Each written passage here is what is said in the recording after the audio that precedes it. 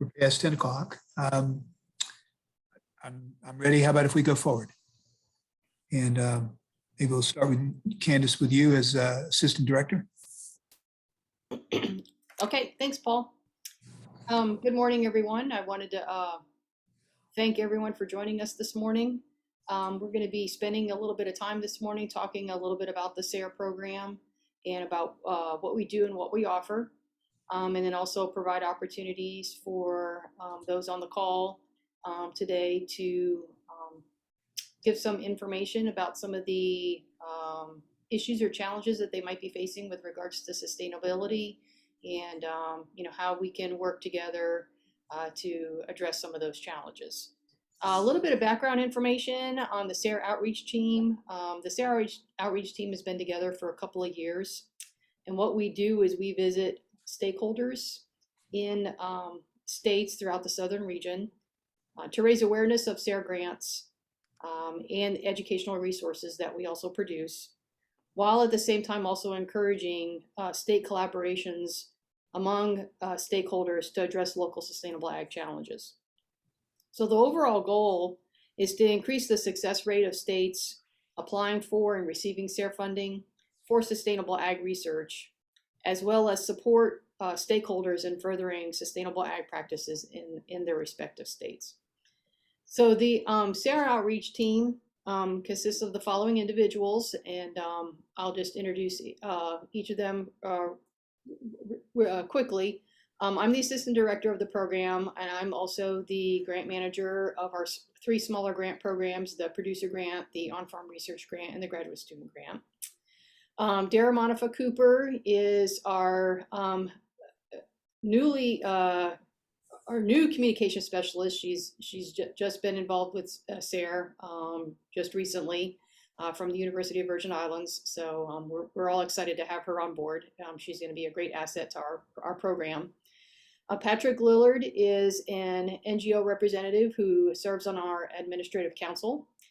David Reddage is the program manager for the professional development program, which manages the SARE program at the state level with state ag coordinators. And he's also the manager of the professional development grant as well for the SARE program. And he's based out of the Kerr Center in Oklahoma. And then we have Brennan Washington, who is our 1890 liaison and limited resource specialist. He's based out of Fort Valley State University here in Georgia. And then Paul Vincelli is our 1862 land grant liaison based out of University of Kentucky. All right, cool. Thank you, Candace. And so Matt and Jonathan, perhaps you can kick us off with words of, that you wish to share. Well, I'll jump in here. Just I'm gonna let Jonathan MC it, but for the South Carolina folks that are on, I'm really happy that the Southern SARE has made this effort to, they would have liked to have had in-person meetings, but we know why they can't. But they're making a really big effort to let everybody, all the potential stakeholders in South Carolina, know what SARE is and how to access the resources for SARE, and I really appreciate them doing this. And so with that, just in case there might be actually a few from South Carolina that don't know me, I'm Matt Smith. I'm the director of Clemson's PDP in Florence, and I am the co-coordinator of South Carolina SARE. So with that, I'll turn it over to Jonathan Wyndham, and he can call on folks to introduce themselves. Hello, everyone. I'm Jonathan Wyndham. I'm the program assistant for the South Carolina SARE program, and I'm an extension agent here at the PDREC. I do want to thank you all for taking time out of your day to participate in this meeting. So for individual introductions, we're just going to go down the list here. And we'll start with Chris. You will go ahead and introduce yourself. Yes, I'm Chris Heinze. I'm a district director for Cooperative Extension Service. Thank you. And Julia?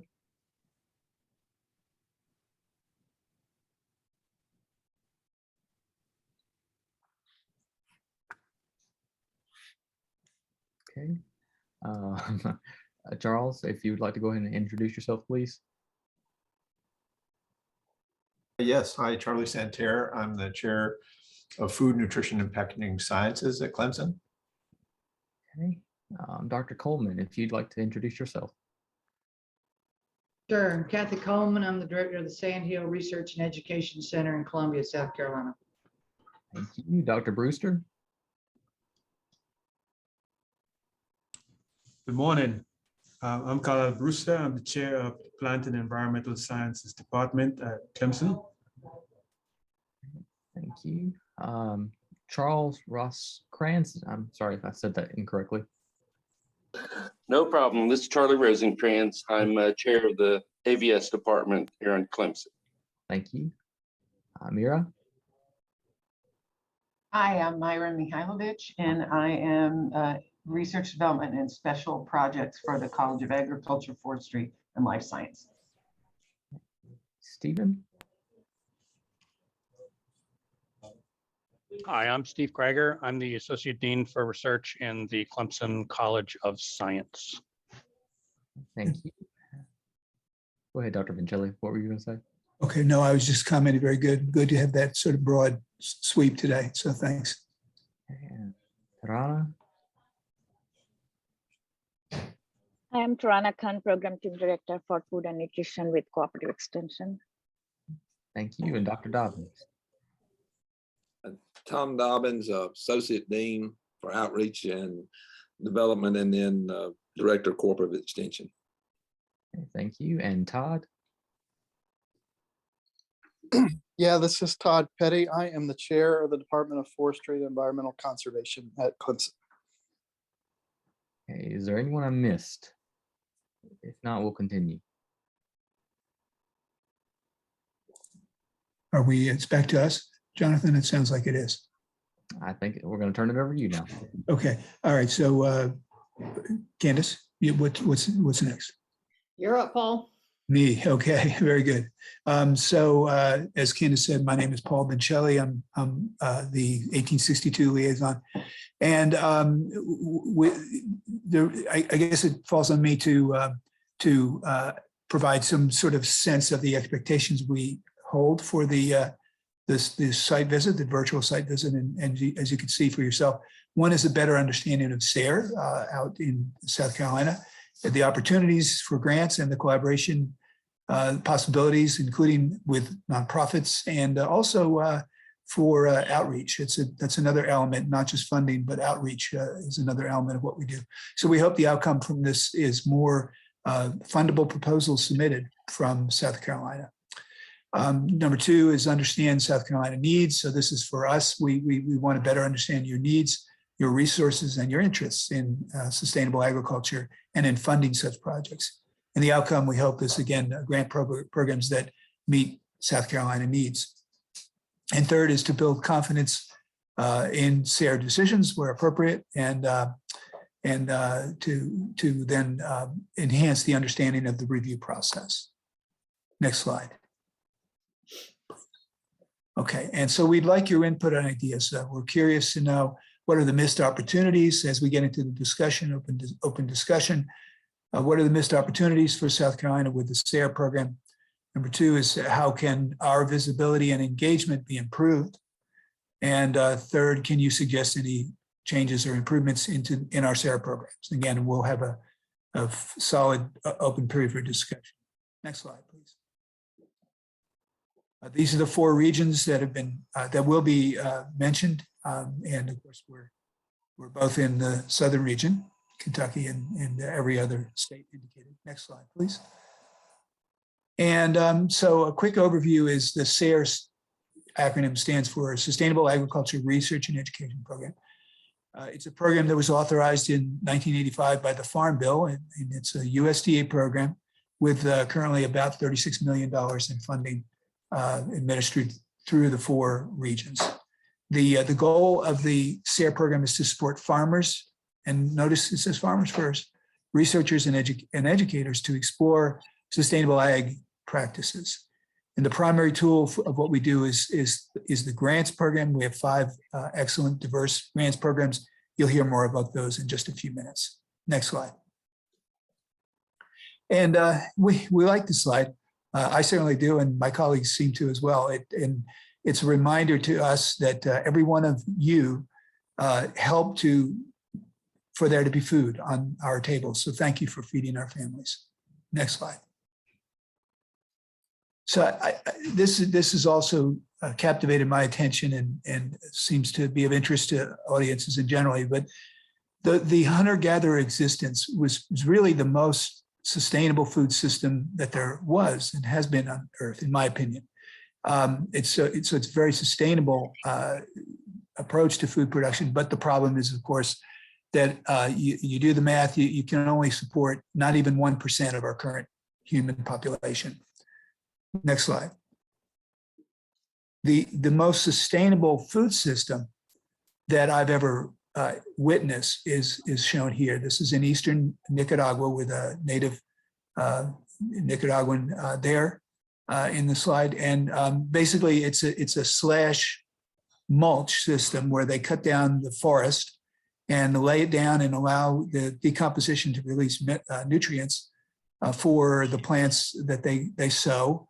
And you know, it looks rather destructive, but they're doing it over smaller portions of the forest, small portions, and eventually they do different areas and allow each area to recover. So it actually is a sustainable system, but the problem is it can only support not even 2 to 4% of our present population. So this is meant to remind us that this is tough. You know, working on sustainable agriculture for the long term is tough work, and we're glad you're part of it, and know that there's not going to be anything easy about it. Next slide, please. So this is the last of my slides. It's very important, if you haven't seen this before, maybe most of you or all of you have, but there are 3 pillars to sustainability in the concept of SARE and other sources, and profitability is one. Profitability for the farmer and the farm family, without which there is no agriculture. So that's got to be part of the equation. Lower left, stewardship, that's also, we all understand that's a big part of sustainability. And the third, and the one that probably we natural scientists, you know I could do a better job of recognizing this one, is quality of life. Quality of life for the rural communities, for the farm families, and for the consumers. And all of that, you want to keep this in mind when you write grants, because you want to make sure that you can explain to reviewers how it you know hits on, how your project will hit on at least 2 of these and maybe all 3. Okay, and I think that's it for me, Candace. Yep, Patrick. Okay, thanks, Candace. So just some background on the SARE program. SARE was funded through the 1985 Farm Bill. And land grant leaders were actually involved in kind of the forming of that, especially around the regional legislation of kind of the structure of SARE. And part of what the deans kind of, their support that they kind of contributed to the SARE program is the state coordinators. And that state support varies by each state. And then one other kind of unique thing about SARE is the kind of connection between 1890 and 1862s. So each state in the southern region has a state coordinator at both of those at an 1890 and an 1862. And it's expected for them to partner. And the relationships and kind of how those relationships worked also vary state by state. Next slide. So I've been on the Southern SARE AC for 6 years, and it's been really interesting to get an understanding. And it operates unlike any other federal program that I know of. So as Paul showed the slide, there's 4 SARE regions, and each region has different needs, different programs. And so we all have the same funding, but how we implement and distribute that funding varies by region. So each region is overseen by an administrative council, and it's led by stakeholders. So our Southern SARE AC has 23 members. We have 11 agency representatives, 7 producers, 3 NGO representatives, 1 agribusiness, and 1 quality of life. The 11 agency representatives are appointed. The other are open nominations that people can submit a nomination that the Administrative Council reviews. And when we're looking at those 12 positions, we're really trying to get a diversity of voices on the Administrative Council. So we want geographic, demographic, as well as operation diversity. And so with the Administrative Council, we meet twice a year to make decisions on the funding as well as some of our programming. Sorry to jump back a little bit. So there's the 4 regions, and each region is overseen or administered through a host institution. And so for the Southern region, our host institution is the University of Georgia. The PDP, or Professional Development Program, is administered through the Kerr Center in Oklahoma. And I think that's one of the unique distinctions of SARE, is by a host institution administering the program, that host institution has a lot of flexibility in how it administers those federal funds.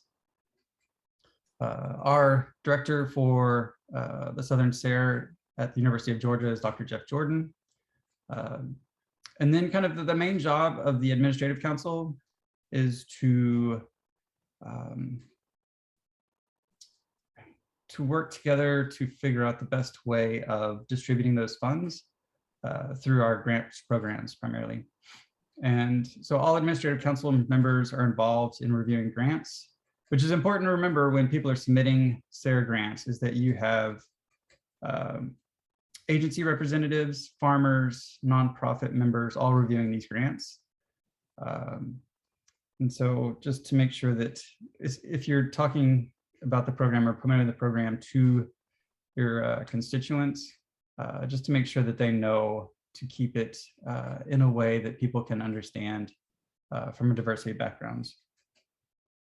So the way the reviews happen is it's reviewed by AC members. We have 3 different committees, I believe, that review the grants. We have producer grants, the producer committee, the professional development committee, the project review, which reviews all the R&E grants.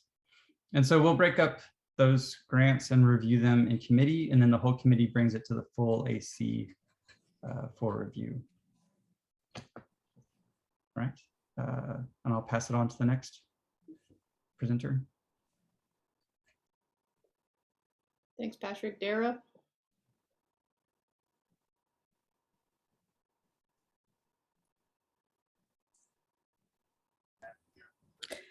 All right, so we have research and education grants, as was just briefly mentioned, professional development program grants, and we know that the acronyms rule how we communicate. So a lot of the times when you hear PDP and R&E and different things like that, that's what these will come to.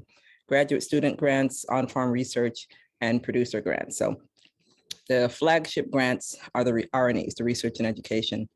And as you can see in there, there's about 400,000 in research and 50,000 in education. That's been happening. Pre-proposal and full proposal processes. My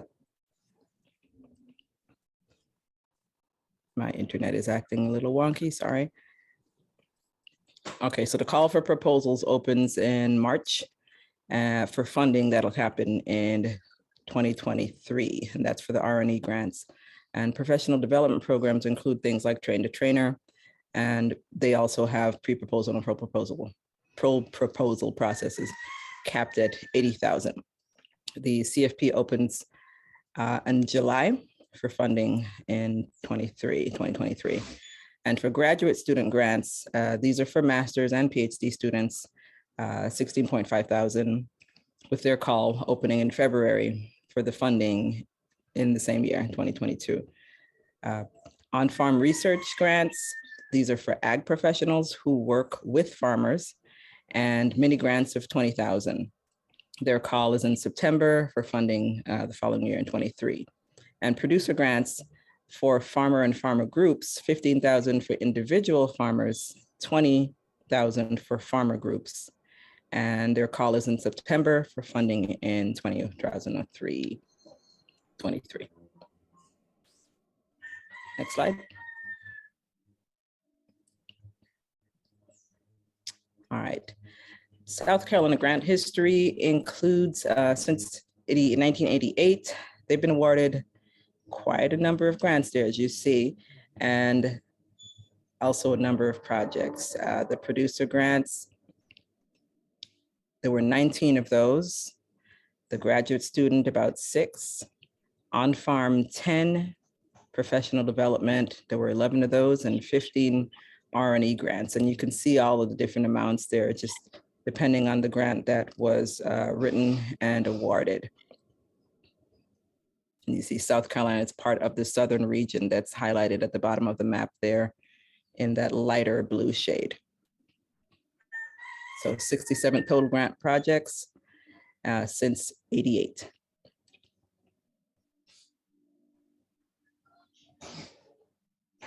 All right, and so these details indicate, as you see highlighted in red, the grants that we tend to want to pull out. So South Carolina, the R&E grants, there were 15 and 2.1 million.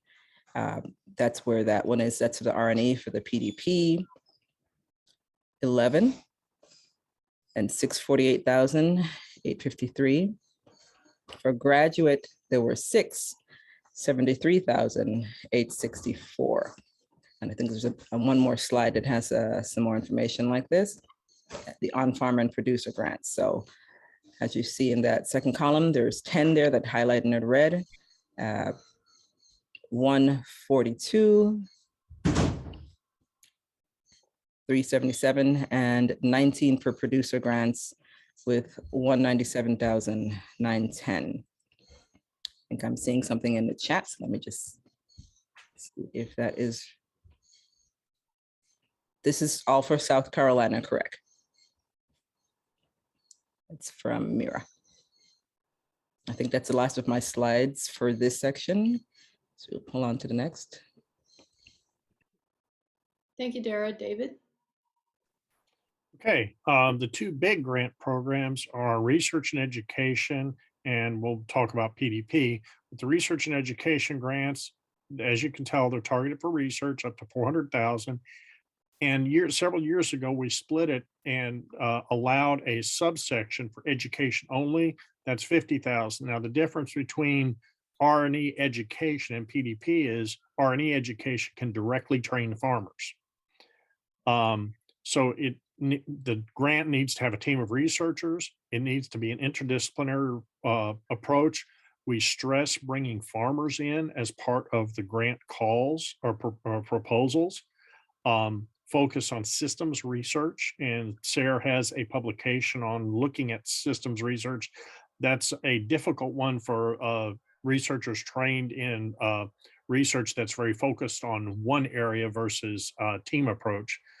There's a pre-proposal and full proposal process. The timeline is March for pre-proposals. June, those pre-proposals are due. They're reviewed. Then the pre-proposals are selected and you get an invitation to submit a full proposal. They're due in November. And then at the February Administrative Council meeting, a vote is given on which ones to fund. On PDP side, this is train the trainer. So the idea is to train individuals who go out and train farmers. So while 80,000 is kind of a top, we don't really have an upper limit, but if we do 80,000, we can fund more projects. It does entail a pre-proposal and full proposal process.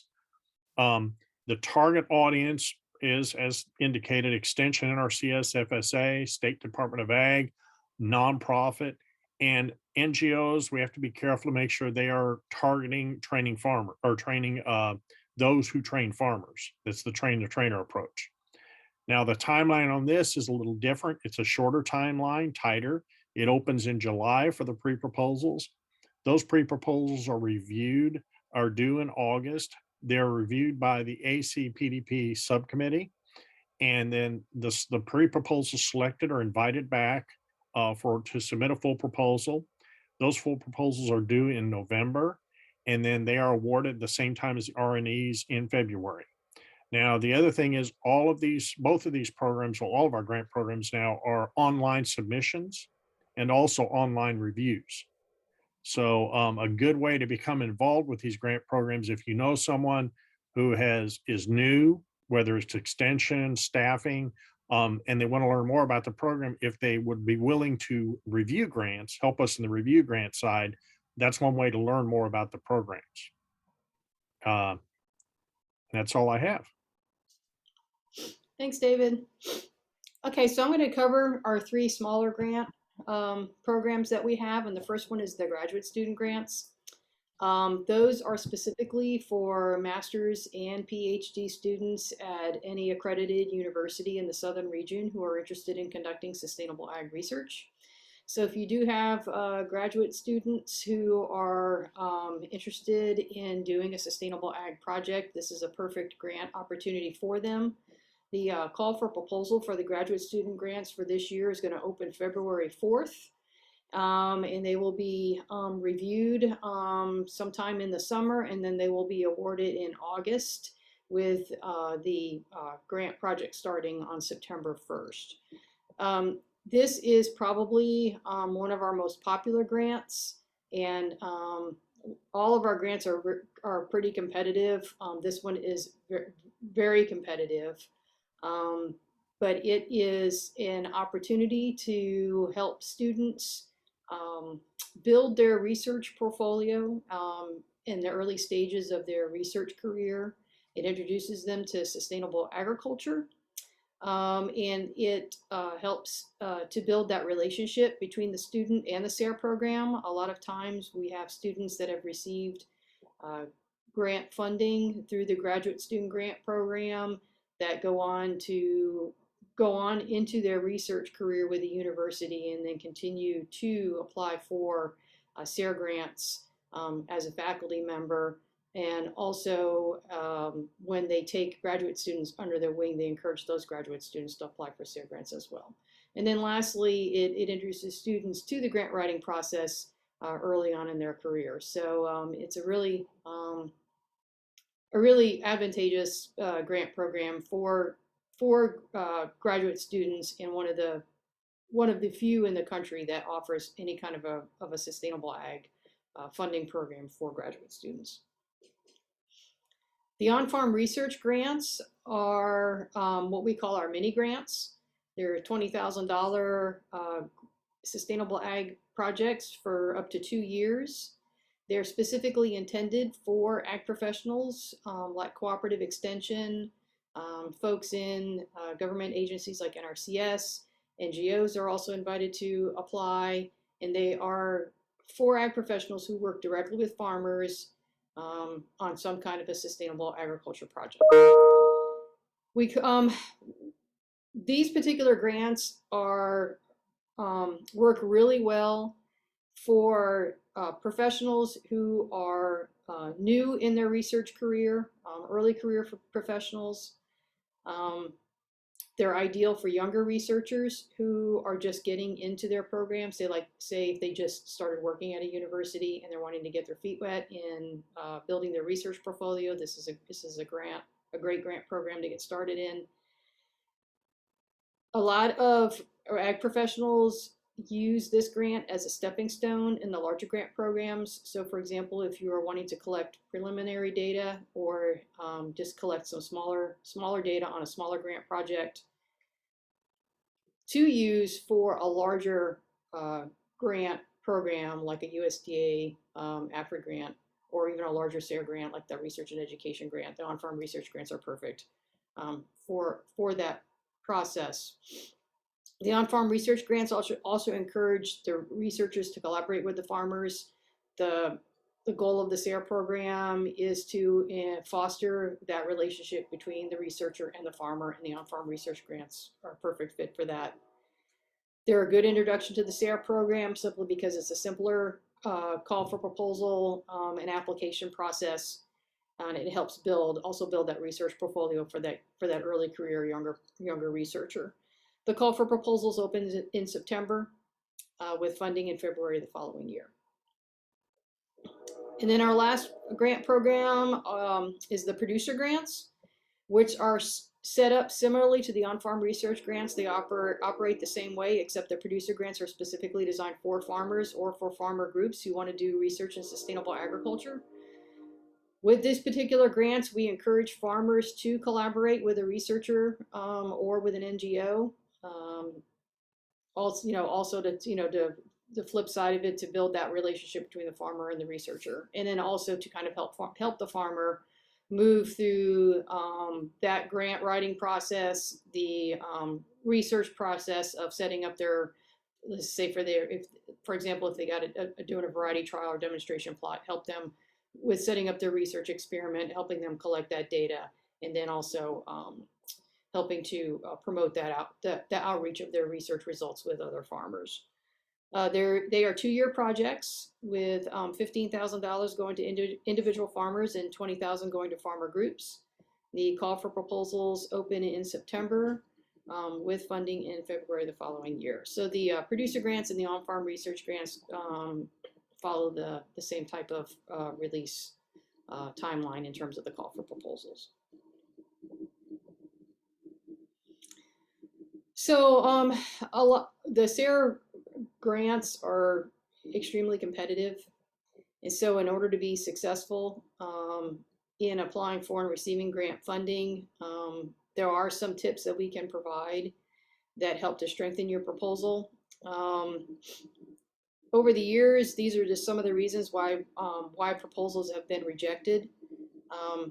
One of them is that it simply this doesn't pertain to sustainable agriculture. I mean, it could be a good science project. The approaches and methods could be set up really well, but it just doesn't really fit in with SARE's mission and vision of furthering sustainable agriculture.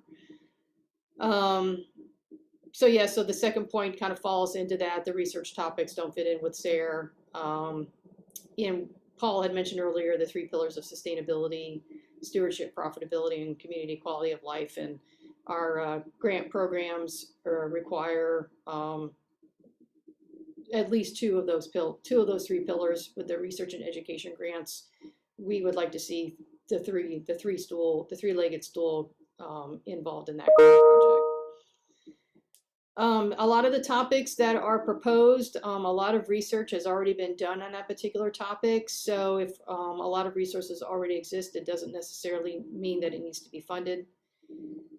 And then the fourth point, in terms of just conventional research being masked as sustainable agriculture, again, it may serve as a really good science project, but it doesn't serve the purposes of furthering sustainability.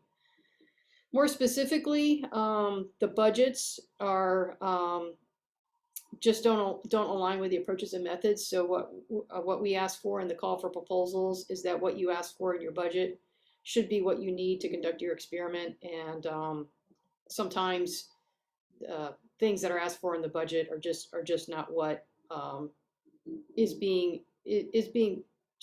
just not part of the scientific method. Or it's unrealistic to what is being asked for in terms of what is needed to conduct the research project. Which kind of goes along into the second point, where you do have poor approaches and methods described. So you're not fully describing in detail how your research methods are going to be set up and how you're going to be conducting that work. And then thirdly, applicants simply just ask for things that are not allowable in the budget. And just things that we can't fund. So proposals sometimes get kicked out because of that as well. So, okay, so I'll turn it over to Brennan. Morning, everyone. So in addition, our grant programs are the main reason Southern SARE exists is to provide that grant funding that we just discussed. However, we do have other ways of helping to assist you to fund educational and outreach efforts.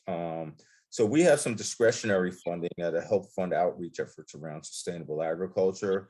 And it takes several forms: financial support for conferences, workshops, and field days, assistance with providing you with educational materials. We have a sustainable ag leadership program, which I'll talk about in a minute. And also David's PDP program has some outreach funds in the form of travel scholarships and travel funding. You can go to the next slide. So our sponsorship reports support covers any outreach event in the 13 southeastern states and 2 U.S. territories that we work in.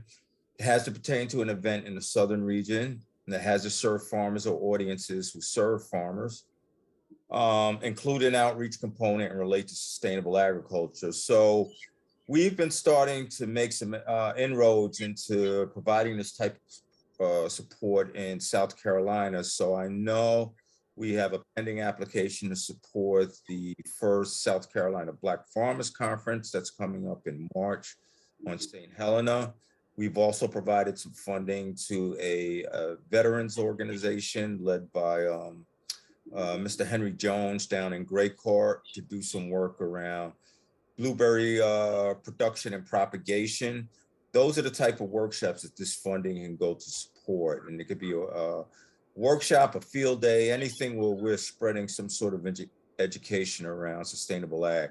This is not a grant application, and we accept applications on a rolling basis. And typically, as long as we have the funds and your application meets the goals and requirements of the program, and we have the funds, typically it'll get funded. So next slide. A couple of years ago, as a result of COVID, we weren't spending a lot of funds, especially around travel funding. We needed to come up with another way to expend that money to help support institutions like Clemson and South Carolina State, as well as our NGOs, to support farmers. So we came up with the Sustainable Ag Leadership Program. We just closed the application period for the 3rd cohort of this program. But what we do is identify local leaders who have contributed to serving historically underserved audiences. The participants, if selected, will receive sponsorship support of up to $3,000 to conduct education and training activities in all areas of sustainable ag. To be eligible, you have to have some demonstrated work around serving historically underserved farmers and ranchers. Farmer groups have demonstrated leadership contributions. NGOs and other community groups who serve those audiences. And the funding supports educational training activities, must pertain to sustainable agriculture, and can be in person or online. So that's Alicia Cheverish from Alabama A&M. She did her project consisted of providing business training to farmers in Alabama. We've had a person from Florida do some training around the marketing and production of edible, what we call weeds, and how they could be beneficial to farmers as an income stream. We've had another person in Florida do some work around educating vets on local farmers. And once again, we had Dr. Najma Thomas at USC Beaufort did a training program to work with the Gullah Geechee farmers on developing market farming. So this is a program that technically is still a trial program, and I'm hoping it's one that at some point will provide permanent funding for. And we sort of don't have a timeline for when these open, but we definitely will let you know when it's open. Like I said, the current cohort will make our final decisions next month, and they will have, the selected participants will have until the end of July to complete their projects. And I think that's all for me.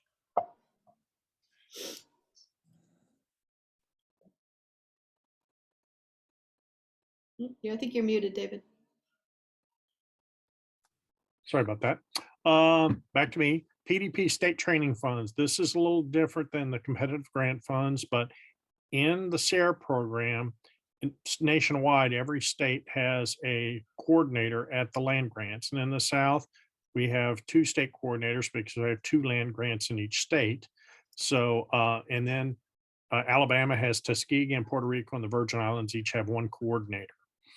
The states with the model state program receive 30,000 plus 10% indirect to help hire a program assistant to help with implementing the program in conjunction with the state coordinators. And then $20,000 with 10% indirect to actually help in conducting the training. Right now, only one state has a state plan of work, and that's Alabama, so they don't have a state coordinator in place. But the training funds are similar in those cases.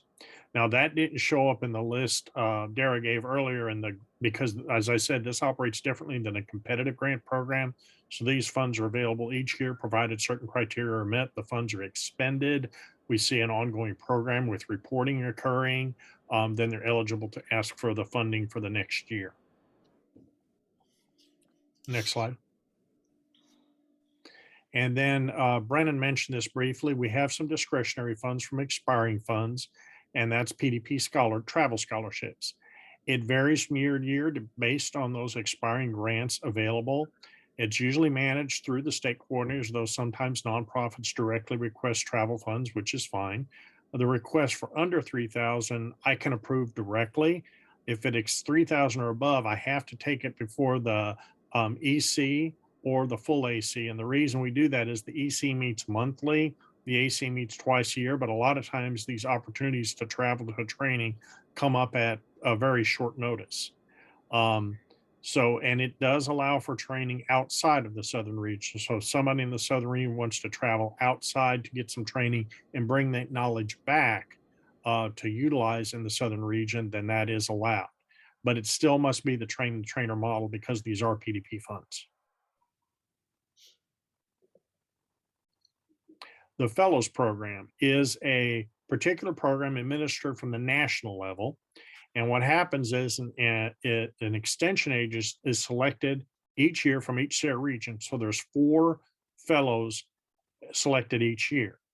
And then they go through a 2-year program where they traveled each of the SARE regions, different states, and we have state coordinators sponsor that, and we provide separate funding for that to occur.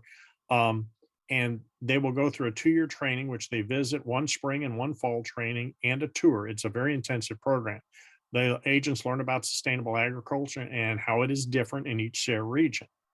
So there's one particular activity that is developed out of this called Reading the Farm. And usually on one of these tours, we select a farm and the agents work with the farmer, learning on how to evaluate that farm in terms of sustainability, and then to provide feedback on sustainability of the farm. So at any given time, there are 8 fellows in the program, 1 graduating class and 1 new class coming in. Okay, thanks, David. Dara?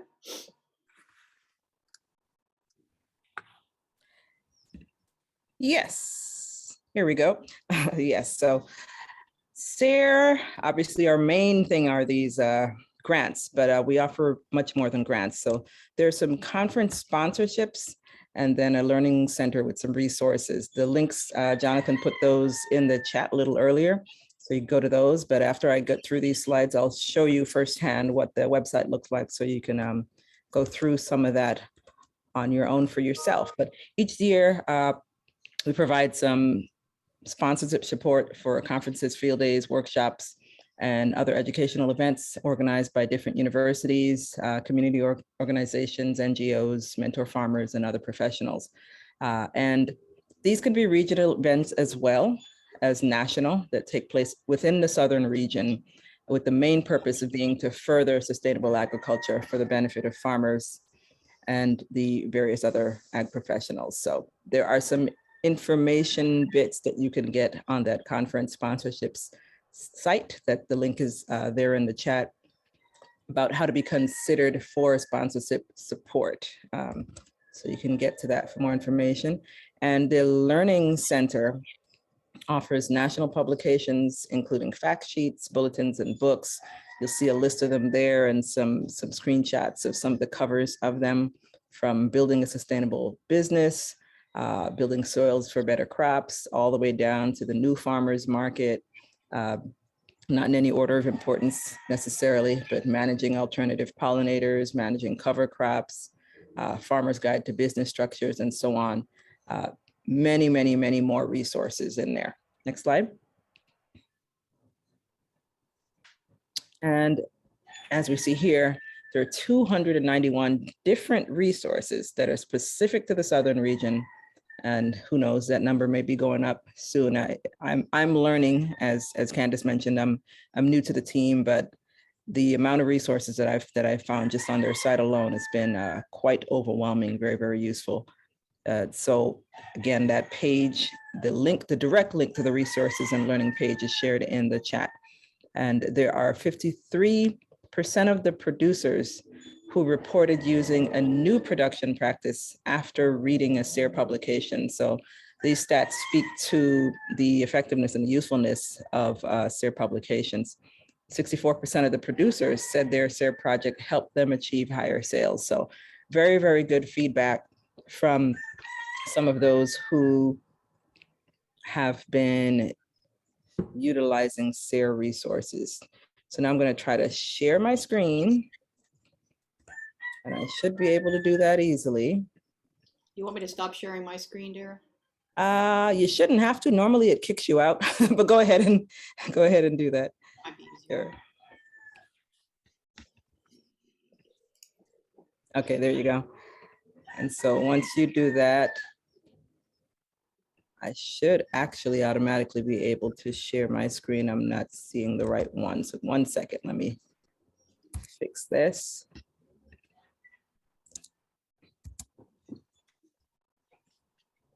Not sure why this is happening, but I see it. I just don't think you can.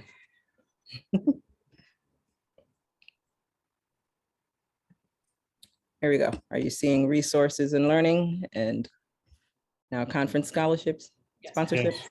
Okay, so I just went over the conference sponsorships a little bit, but here are these points that I was speaking about so that you could understand how to be considered for support. And, you know, within the Southern region, serving domestic audiences, including education and outreach components for farmers, and definitely related to sustainable agriculture. And then here's our resources and learning page. So you can go through this. It's under our grant section here, or you could just type in resources and learning in the search if you need to do it that way. And you could type in what you're looking for. Let's say online learning, we're in the Southern region. Results will already start to populate over here. You'll see there are over 200 results, but you could go down even further to categories and select whichever of these makes sense for you. I'll just throw one in there and you'll see that the results will change and it will get fine-tuned for you so that you can find what you're looking for. Same thing with formats. So if you need things available in print or in audio, yep, nothing found there for that particular thing, just randomly, but it depends on what you're looking for. You'll find exactly what you need. So that's on our resources and learning page on the Southern SARE website. That's all I got. And again, the links to those are in the chat. I'll throw them in again, just so you. No, actually they're the last things in the chat. Okay, and then the last slide I wanted to just show everybody is the local contacts for the SARE program at both Clemson and South Carolina State University. And of course, Jonathan is the SARE program assistant who supports both state ag coordinators in South Carolina. So if you have questions about the SARE program or about sustainability or in need of SARE resources, they are great points of contact in order to access the SARE program on a local level. And that's all we have. And I'll go ahead and open it up with for questions if anybody has any questions. And kind of turn it over to Paul to lead our discussion with the administrators. Very good. Thanks, Candace, and thank you all for the presentations. Yeah, at this point, we just want to invite open discussion. And I think I'll put, I don't know if this can be done by everybody else, but It's good to leave those questions there for as focal points for discussion. But I also invite you to format your screen so that you can see all the people that are here. So we're not just looking at this slide, but we actually see a community of interested people. Again, these are some of the questions we hope you'll be able to points you'll be able to take away. But we're very interested in your thoughts and questions about the programs. I do want to take a second and jump in and make sure everybody knows, is the last few slides that David presented and the last few slides Candace presented relating to the state coordinators. Myself and Dr. Adasi at South Carolina State are the coordinators. We do have a little bit of money that we can spread around locally to seed initiatives and things like that. David sends me, announcements for travel opportunities and things that come up, and I try to get those sent back out. I'm certainly available for any of your faculty, staff, whatever, extension agents to contact me about the bigger grants. I'm not responsible for them, but I do have, a background on the national level with sustainable agriculture. So I'm happy to help them guide their proposals to the extent I can. And so I'm really pleased that we got as many administrators on here as possible so that we know more about this. And so I'll just stop there, but I'm available to anybody, but also I have a very small bit of money to spread around. There are a lot bigger pools and I can help you go for those, but I don't have access to those, nor do I in general review those. I do review some of the graduate students in the last couple of years, and that's fun. That's interesting. So with that, I'll open it to anybody.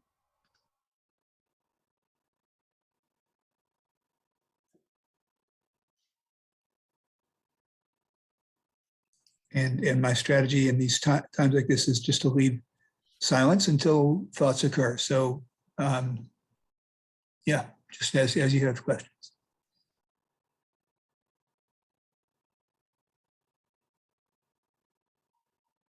Are we limited to these topics here? Are we limited to these topics here? Oh, no. We this is wide open discussion for your purposes here at South Carolina. Okay, so here I guess I'll put me on camera. I can't see if I'm on or not, but anyway. Yes, you are. This is Myra, and I help faculty when I can by reviewing their proposals. And the couple of things that I have noticed, and I think you brought them up, and so did it was David, I think, or Dave, was that the issue of quality of life is really difficult to address for faculty that are mainly on campus. Let me preface this and give a disclaimer. No one has to use my services to review their proposals. No one's required to. And secondly, this is only my experience, and it doesn't necessarily reflect what anybody else here thinks.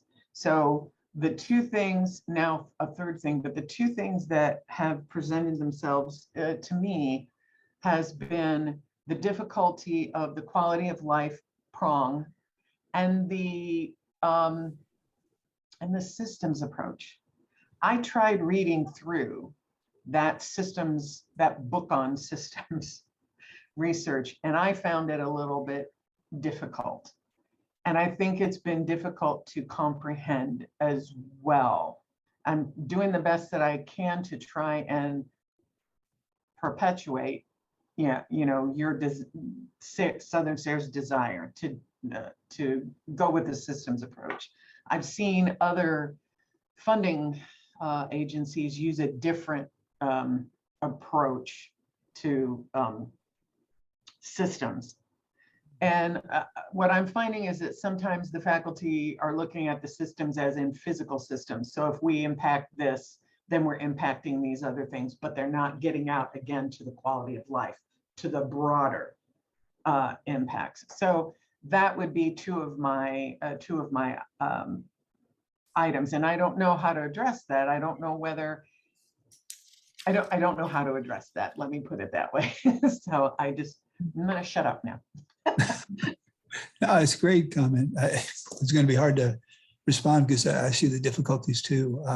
Let me open it up to my colleagues in SARE who've been thinking about these things longer than I have. So any comments from you, David or Brennan or Candace? Well, yeah, I will point out there's one grant program, and the reason we don't list it is because it's only intermittent. It's the large systems grants, and they're intermittent because we fund them on a very high dollar amount, but they are done to give a program a long-term view. That what we find is when it comes to systems research, a lot of times it needs to be long-term. It's hard to plug in a systems program when you're only doing a project for 1 to 3 years, because you're looking at the impact on a lot of moving parts under a systems approach to research. And that is one pool that we've funded to, and I don't remember how many are in operation right now that we have funded. But again, it's not every year we don't have a call for large systems because they are such large amounts of money involved. Yeah, I mean, I'll just add, yeah, the quality of life aspect is something that we as a program are, how do I want to put it, continuing to try to flesh out that makes it easy for non-social scientists to kind of understand what we mean when we say quality of life. So we have a working document on our website under the Research and Education Grant web page that does kind of outline some of what we're looking for when we say quality of life. And we've done the same thing with the systems research portion of it as well. Now, the Research and Education Grant is the only one that, the only of the 5 grant programs that we have where we really strive to see that whole systems approach to the research, which not only has the profitability and the conservation portions tied to it, but also the social science aspect of it, which would be where your quality of life comes into play. I mean, I would say that if you have a researcher who is interested in doing a research and education grant and is seeking clarification on the quality of life aspect of their research, that I would encourage them to try to collaborate with somebody, with a social scientist who could provide that piece to them in the grant proposal. Yeah. So I mean, this is where we come in when we say that we encourage researchers to collaborate with other researchers, not only within the university, but also with researchers at multi-institutional projects, because that really helps to kind of put all the pieces together. Yeah, these are all good responses, and I guess I'd like to add something as well. These, because Mary, I think you've identified an important and challenging set of issues.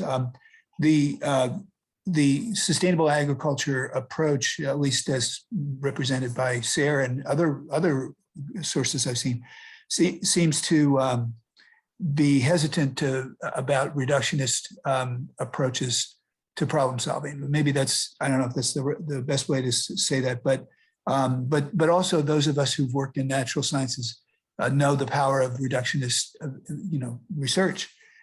So yeah, it's a challenge, and it's something at a minimum, I think, are those who submit proposals want to give some thought to as they prepare proposals. And the other, I definitely would reiterate and affirm that as Candace says, the quality of life issue, collaboration with social scientists. I've over 30 years as a professor, and I've probably most of those years not really understood that, it'd be smart to get a social scientist into this project, Paul. So that's something I encourage now. I know that I have recommended those kind of things. Sometimes the pushback I have gotten is the budget limitation. Because if everybody wants some money, then it's going to be difficult. And the other thing, because my background is in, is not in hard science, is that when I'm not sure what is meant by reductionist. So what I would say is that sometimes if we're looking at whether something is truly integrated or interdisciplinary, it's one thing to say it's multidisciplinary and you do one thing here and you breeder do one thing and you chemists do one thing and you social scientists do your thing, but it's not truly integrated or interdisciplinary. And I think that's the other aspect that gets a little confusing because some sponsors really want a lot more integration. So from Southern SARE's perspective, it is okay to do it in that manner. It's okay to do it like breeder, soil scientists, social scientists, like 1, 2, and 3, and they're sort of connected, but they're not. They're more independent. That's a question. They're not independent.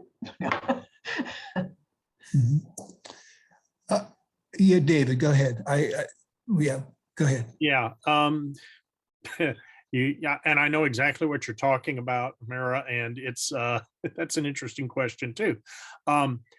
I think any attempt to create more of a systems approach would be viewed positively by the review teams. What I don't know is every year, it depends on the set of calls. As mentioned, it's a competitive grant program, and it just depends on how it's presented as to whether the review teams, it moves to the top of the list or not.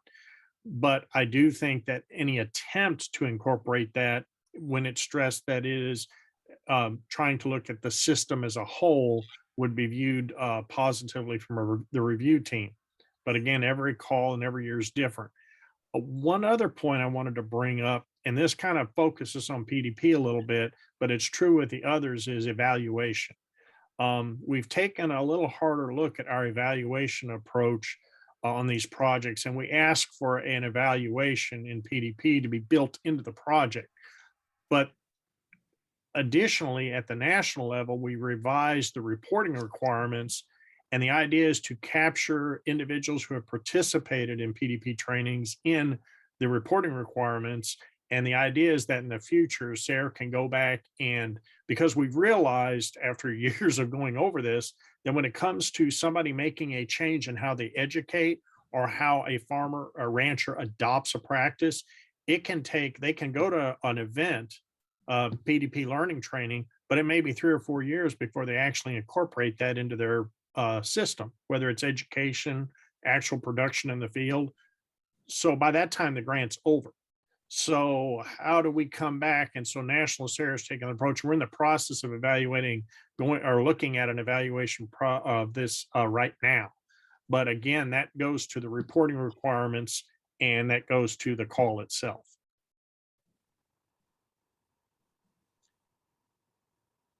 And what, yeah, I'm still, okay, I'm not muted. So yeah, again, I think what I'm going to say is probably going to be easy to pick apart, but I'll offer it. I've been involved in a curriculum development where the word transdisciplinary has been used. One of the documents from the National Science Foundation I recently reviewed used the word transdisciplinary, and I think of that.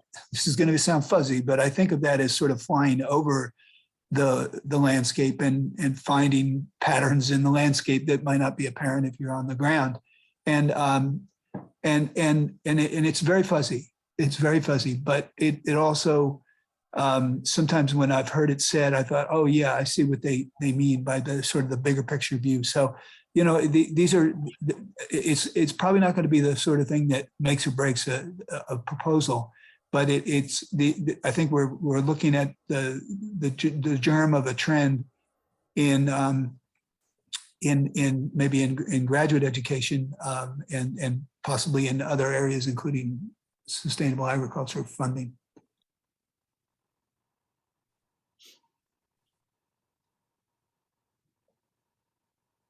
Thank you for the discussion. Appreciate it. Thanks, Mira. So yeah, once again, just leave it open for any questions or comments.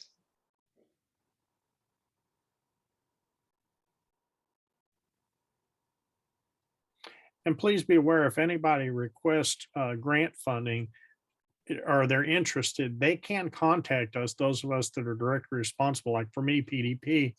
If somebody has a question about what they're doing, I do ask that they have read the entire call before they contact me, so we can talk about the call and what's required, and I can refer back to it. But we're open for contact for any questions if they're in the process of developing a submission.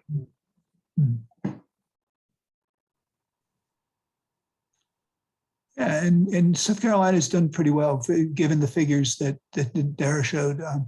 You've been in the middle of the pack over the years, and that's pretty good. We're just hoping to help each state improve, in the way that it wishes to. But yeah, you've done pretty well overall.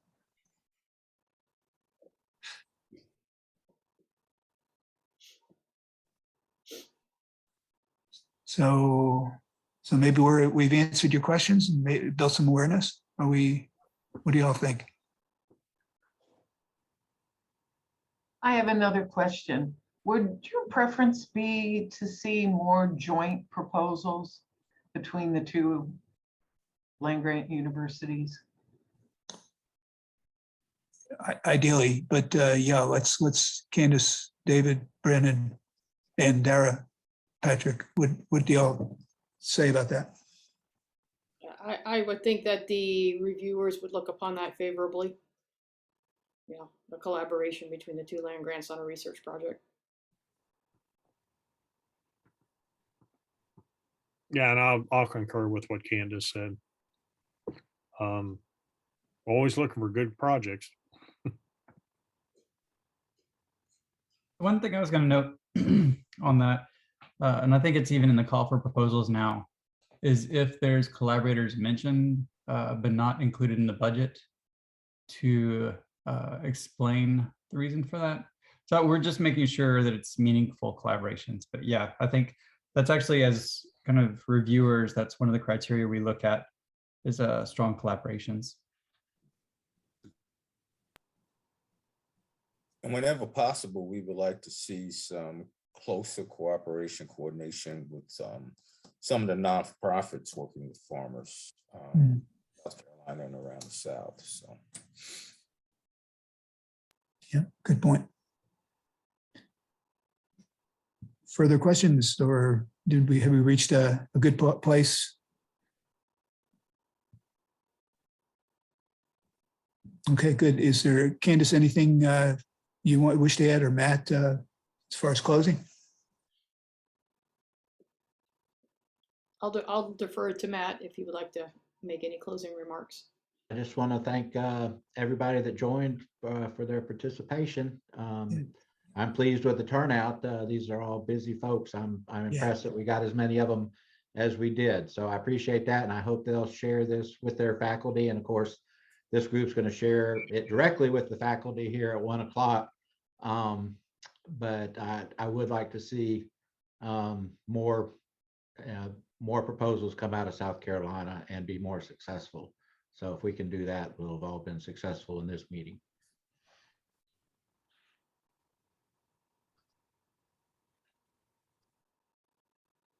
I believe that's it. Thank you all.